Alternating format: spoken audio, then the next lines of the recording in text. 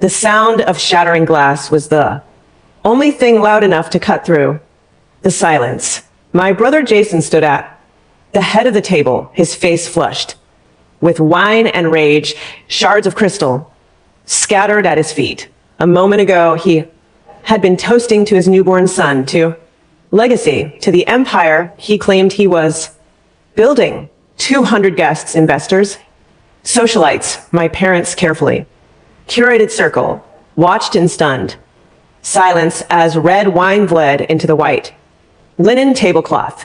But Jason wasn't looking at them. He was looking at me. You think you're special because you mix some chemicals in a basement, he sneered, his voice echoing off the vaulted ceilings of the seaside villa. You're a tool, Taylor, a glorified lab assistant. That company, those formulas, they exist because I let them exist. I planted the seeds in your head. I built the strategy. You just did the grunt work. He pointed a trembling finger at me. 80%, that's my share. You sign over the rights tonight, or I will burn your reputation so thoroughly you won't be able to get a job washing beakers. My parents sat on either side of him, sipping their drinks, their eyes fixed on the centerpiece, refusing to meet my gaze. It was the most expensive silence I had ever heard.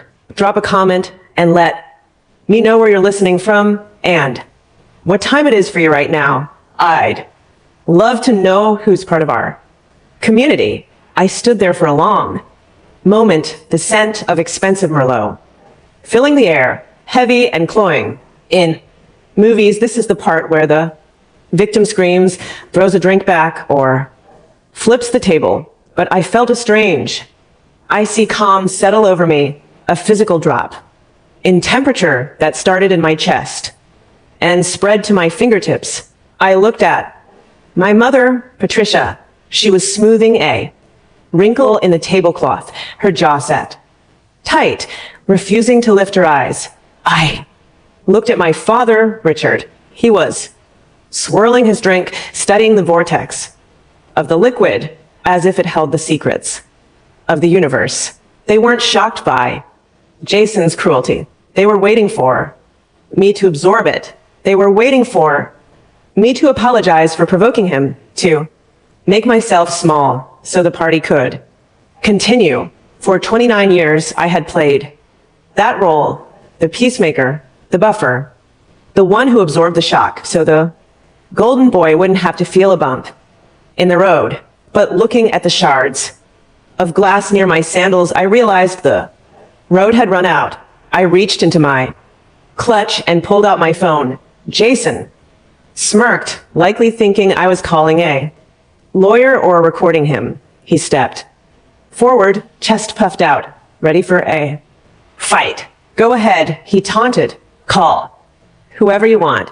No one cares. I didn't open my contacts. I opened my banking app. My thumb hovered over the pending transaction I had set up just an hour ago. A gift for my new nephew, a college fund starter that represented 6 months of my savings, $50,000 a piece, offering a bribe for love I would never receive.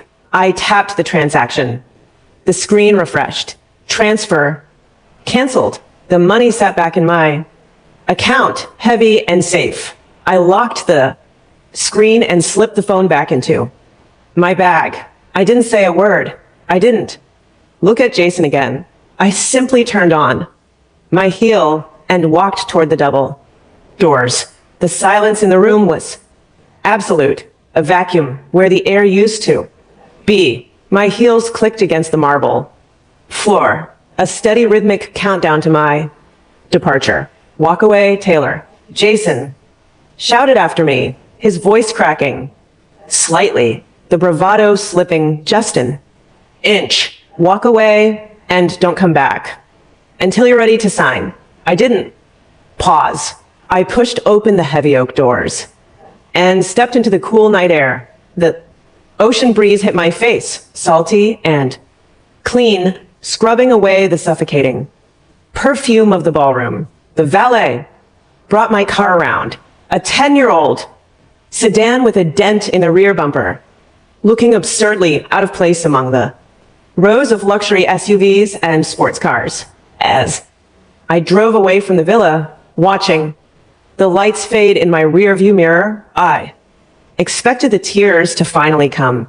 I waited for the sob, the shaking, the grief. But the highway stretched out before me, empty and dark, and all I felt was a terrifying clarity. It wasn't a breakdown. It was an awakening. The family I thought I was fighting for didn't exist. There was only a corporation of ego, and I had just resigned. I drove for an hour in silence, the radio off, the only sound, the hum of tires on asphalt. When I finally pulled up to my apartment complex, a gray blocky building with peeling paint and a flickering street lamp, it looked beautiful. It looked like mine. I climbed the 3 flights of stairs, unlocked my door, and stepped into the quiet. No screaming. No shattering glass. Just the hum of my refrigerator and the smell of the lavender candle I had burned the night before. I locked the door, slid the deadbolt into place, and for the first time in my life, I understood the difference between being lonely and being free. My apartment was quiet, the kind of silence that usually unnerved me, but tonight it felt like armor. I sat at my desk, a wobbly laminate table I had bought secondhand for $20, and opened my laptop. The screen glowed to life, illuminating the stack of notebooks next to it. These weren't just journals. They were 10 years of chemistry, biology, and sleepless nights. They were the roadmap to a $60 million empire that my family believed just magically appeared out of thin air. I opened a new spreadsheet. My hands were steady now, driven by a cold, analytical need to see the truth in black and white. Jason had called me a tool. He claimed he planted the seeds. I decided to audit the garden. Item 1, the credit card debt. 5 years ago, Jason had maxed out 3 cards trying to launch a lifestyle brand that consisted of printed t-shirts nobody bought. My parents had called me weeping about how the stress was killing them. I paid off $15,000. I told myself it was an investment in family peace. Item 2, the emergency loans, the car repairs, the rent for his penthouse when his cash flow was temporarily tight, the medical bills for our mother that somehow always landed in my mailbox while Jason posted photos from Tulum. I typed in the numbers, watching the total climb, but the financial cost was nothing compared to the time. 10 years. That was how long I had spent in the basement of a rented house, inhaling fumes, testing essential oils until my nose bled, searching for the perfect molecular bond that would make a scent linger for days without turning stale. I did that while Jason played golf. I did that while my parents bragged about Jason's potential at dinner parties where I wasn't even introduced. Why had I done it? Why had I handed over my money, my time, and my dignity for so long? The answer wasn't simple. It was a program installed in my brain when I was 12 years old. I remember the day clearly. It was a Tuesday. I had won the regional science fair, a $50 prize and a blue ribbon. I ran home, bursting with pride, ready to show my father. But when I got to the living room, the mood was heavy. Jason, then 17, had crashed his car. My father didn't look at my ribbon. He looked at the $50 in my hand. Taylor, he had said, his voice heavy with a twisted kind of solemnity. Your brother is in trouble. He needs us. We're a team, right? He took the money from my hand. He didn't ask. He took it and Then my mother knelt down and whispered the words that would become the soundtrack of my life. Being a good sister means giving up what you have so he can shine. That is your purpose, Taylor, to be the soil so he can be the tree. I believed them. For 17 years, I believed that my value was measured only by how much I could bleed for him. I thought if I gave enough, eventually, they would love me. I thought if I was the perfect soil, eventually they would thank me for the harvest. But looking at the spreadsheet now, the total staring back at me in stark black pixels, I realized the lie. I wasn't the soil. I was the architect. I was the builder. I was the bank. I closed the laptop. The blue light faded, plunging the room back into darkness. The golden child myth had shattered along with that wine glass. They didn't own 80% of my company. They didn't own 1% of my soul. I wasn't their investment anymore. I was a closed account. And as I walked to my bedroom, I realized that for the first time in my life, I wasn't wondering how to save them. I was wondering what they would do when the checks finally stopped coming. The attacks didn't stay within the family. By Tuesday morning, the poison had seeped into my professional life. I received an urgent email from the legal team of the conglomerate acquiring my company. They had received a cease and desist letter claiming intellectual property theft. The claimant wasn't a competitor. It was Jason. I sat in my office staring at the scanned document attached to the email. It was a masterpiece of delusion.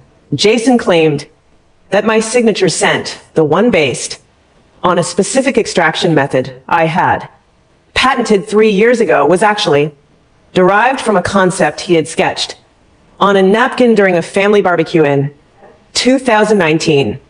He called himself the lead conceptual architect. He demanded a halt to the $60 million acquisition until his ownership stake of 80% was recognized. To anyone else, it was laughable. Jason couldn't tell the difference between ethanol and essential oil. But in the corporate world, even a frivolous lawsuit is a red flag. The buyers were spooked.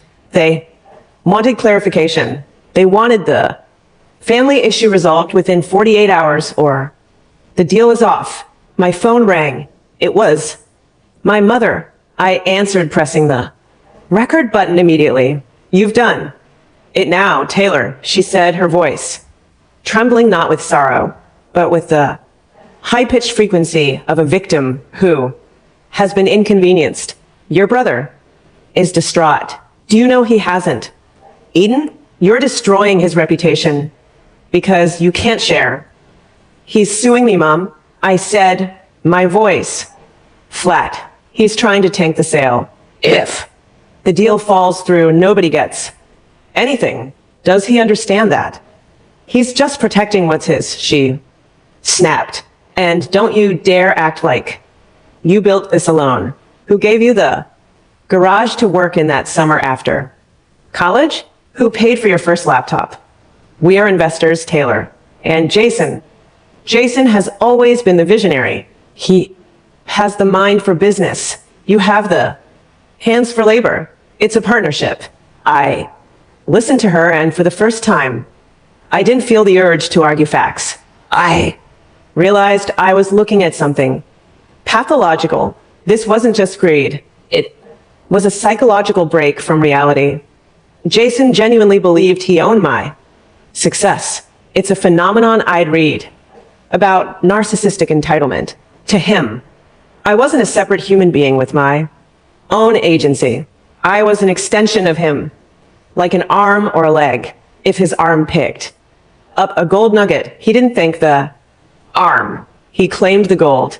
In his mind, my 10 years of labor were just the mechanical execution of his divine will.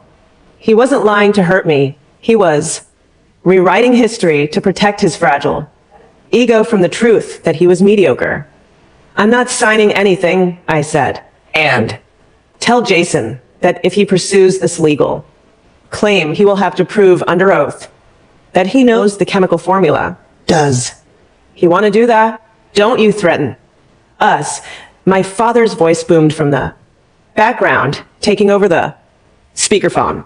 You're a little girl who got lucky. Without our name, you're nothing. If you don't settle with your brother by Friday, we will make sure every investor in town knows you're a thief who stole from her own flesh and blood. We will bury you, Taylor.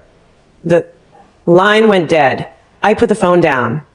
The shaking in my hands had stopped completely. They thought they were negotiating with a daughter who craved their approval. They didn't realize they had just declared war on a CEO who had nothing left to lose. They wanted to talk about ownership? Fine. It was time to show them exactly who owned whom. I didn't go to social media. I didn't post a tearful video explaining my side of the story. I didn't text my friends for sympathy. Instead, I poured a cup of black coffee and let the part of me that was a sister die. In her place, the CEO stood up. My first call wasn't to a therapist. It was to the most aggressive intellectual property attorney in the state. His name was Sterling, and he cost $800 an hour. When I walked into his glass-walled office, I didn't look like the girl who had fled a party in a 10-year-old sedan. I looked like a client who was ready to buy the building. They want to play dirty. I told him, sliding a flash drive across his mahogany desk. Let's play forensic. The next 3 days were a blur of cold, hard documentation. We didn't just build a defense, we built a fortress. I dug out the original lab journals from 2014, each page date stamped and notarized. A habit I had picked up from a paranoid chemistry professor in college. I printed every email Jason had ever sent me regarding the company. They were humiliatingly simple. While he claimed to be the visionary, the emails showed him asking basic questions like, what is an aldehyde? And can we make it smell more like money? Sterling read them and laughed a dry, sharp sound. He's claiming 80% ownership, but he can't even spell the name of the primary compound, he said. This isn't a lawsuit, Taylor. It's a suicide note for his reputation. Draft the cease and desist, I said, but don't send it yet. I want more. That afternoon, I hired a private investigator, not the kind you see in movies, but a forensic accountant who specialized in piercing corporate veils. My father's threat had been specific. He was desperate. The desperation in his voice when he demanded the settlement by Friday wasn't just greed. It was fear. Wealthy people don't panic over a 48-hour delay. People who are underwater do. Find out why. They need the cash. I told the investigator. My brother acts like a billionaire, but he's renting a lifestyle. I want to know who owns the debt. For the rest of the week, I moved with precision. I secured my assets in protected trusts, reset every access point, and met privately with the buyers to present clear proof of authorship, patents, and my family's total lack of contribution. I didn't plead, I documented. By the end of the meeting, the buyers were not just reassured, but angry on my behalf, authorizing their legal team to intervene if my brother tried to interfere with the sale. I was no longer reacting. I was preparing. That Saturday, a private investigator named Marcus arrived with a folder that hit my table like a verdict. My brother's problem wasn't just debt, it was hard money loans, high interest, short-term, collateral-driven. When I asked what collateral he could possibly have, Marcus showed me the answer. A forged loan agreement bearing my name. Attached was a power of attorney I had signed at 18 buried among the standard paperwork before college my parents had used it to act financially on my behalf. For 3 years, they had leveraged my credit to secure loans for my brother. I wasn't just betrayed, I was a co-signer on $600,000 of fraudulent debt. Marcus was blunt. I could pay, or I could file a police report naming my parents. Prison was a real possibility. I chose neither. Instead, I bought the debt at my brother's latest party, champagne. Investors' lies, I walked straight in.